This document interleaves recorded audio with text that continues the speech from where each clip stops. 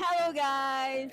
Welcome to Joycey Tries. So now, nandito tayo ngayon sa Ashraf Pickleball Center. Ang arte. So located sila dito sa Cainta.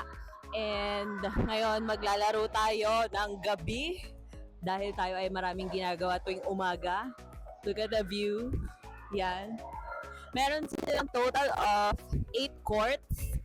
And before kasi hindi sila open ng madaling araw hanggang 11 p.m. lang sila. Pero ngayon, nagbukas sila ng schedule ng open play from 11 p.m. to 3 a.m.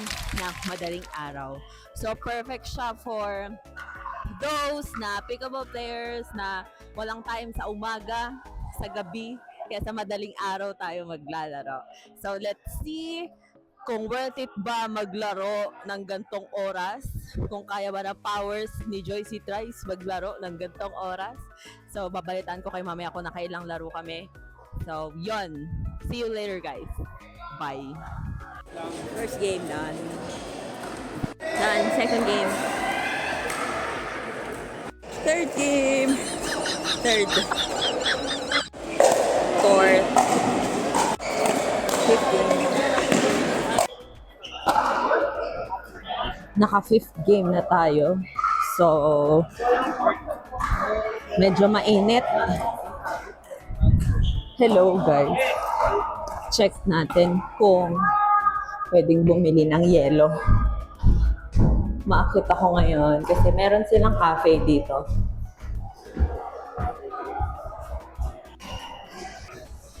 Yan, may view ng court.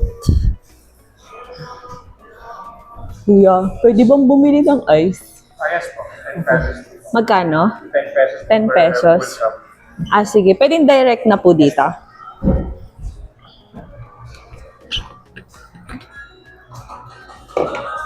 Eto pa.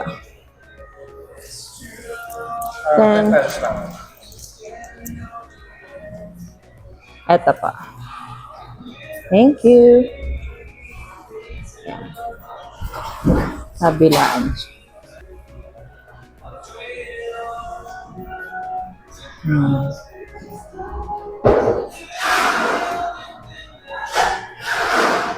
Okay, dito. Ito yung menu. Ayan, may food and drinks. May coffee. May non-coffee. May snacks.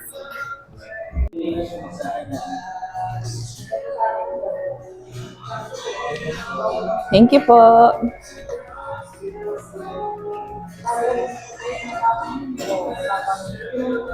Yan, may ice na tayo. So, pwedeng bumili ng ice sa kanila. 10 pesos kasing laki daw na 22 ounces na baso. What? Kasing laki daw na 22 ounces na baso. So, bababa na tayo.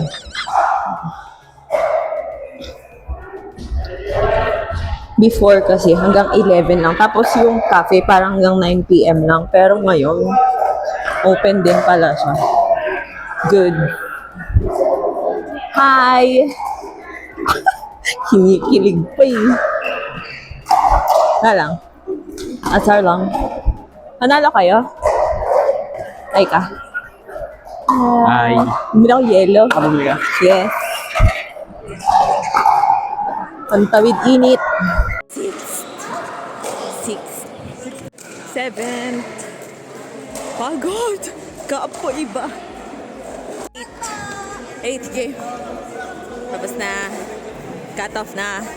It's already 3 a.m. Naka 8 games.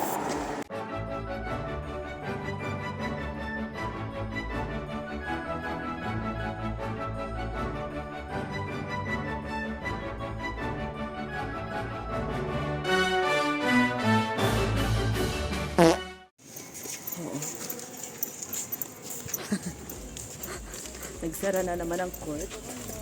Thank you po, ate. Hindi ako nakapag... Kami na lang pala natitirang players. Ang parking area. Wala ng tao. And we're done. Yan. Dito na lang tayo nag-outro kasi nasarado na rin ako. Tayo ang nagsara ng court. Talaga pagkalabas natin na CR, talaga namang kami na lang yung tao. And yun, total games namin is 8.